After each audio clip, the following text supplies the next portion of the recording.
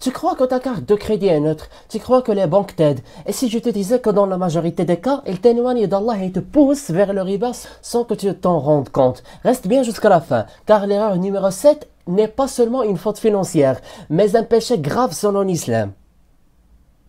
On dénonce l'erreur numéro 1. Oubliez que le crédit, c'est de la dette, et que la dette est grave en islam. Le prophète, que la paix et la bénédiction soient sur lui, disait « L'âme du croyant est suspendue à sa dette jusqu'à ce qu'on la paie pour lui. » Rapporté par l'imam Tirmidhi. Chaque fois que tu utilises la carte sans avoir de l'argent, tu te mets en dette. Mais pire encore, tu banalises la dette dans ta vie, alors que le musulman est censé l'éviter autant que possible.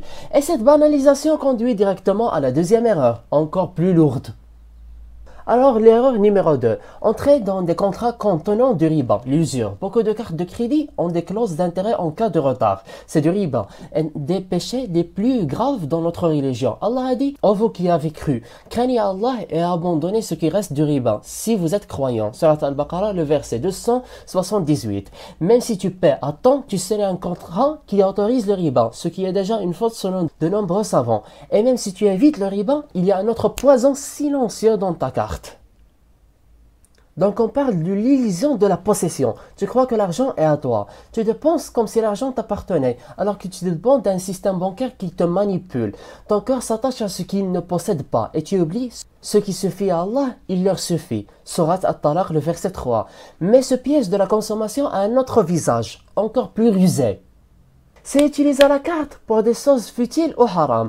Quand l'argent est virtuel, tu achètes sans réfléchir. Tu finances des choses qui peuvent être interdites, inutiles ou simplement du gaspillage. Allah a dit ne gaspille pas, car les gaspilleurs sont les frères des diables. Surat Al-Isra, le verset 27.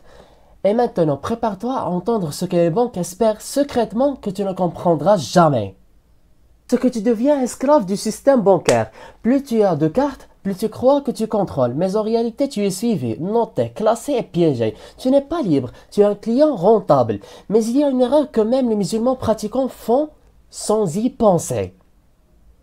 C'est de justifier l'usage de la carte sous prétexte d'urgence ou de nécessité. Beaucoup disent c'est juste pour les urgences. Mais la vraie solution en islam, c'est la planification et le tawakkul, pas le crédit. Créer un fonds halal d'urgence, mets de côté chaque mois, même un peu. Et si une vraie nécessité survient, quiconque craint Allah, il lui donnera une issue. Surat At-Talaq, le verset 2. Et maintenant, voici l'erreur la plus dangereuse. Et elle touche ta foi avant ton argent.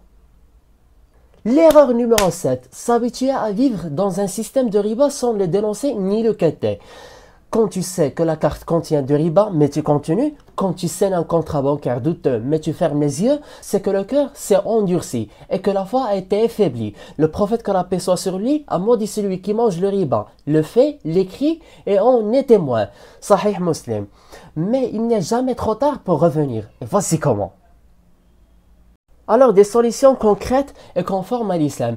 Évite toute carte à intérêt. Refuse les contrats avec clause de riba. Si tu en as une, résilie-la dès que tu peux. Utilise une carte de débit avec ton propre argent uniquement. Mets en place une aumône régulière, sadaqa. Il purifie ton argent. Commence un fonds d'urgence halal, même petit. Et surtout, apprends les règles du fiqh al-mu'amalat, jurisprudence financière.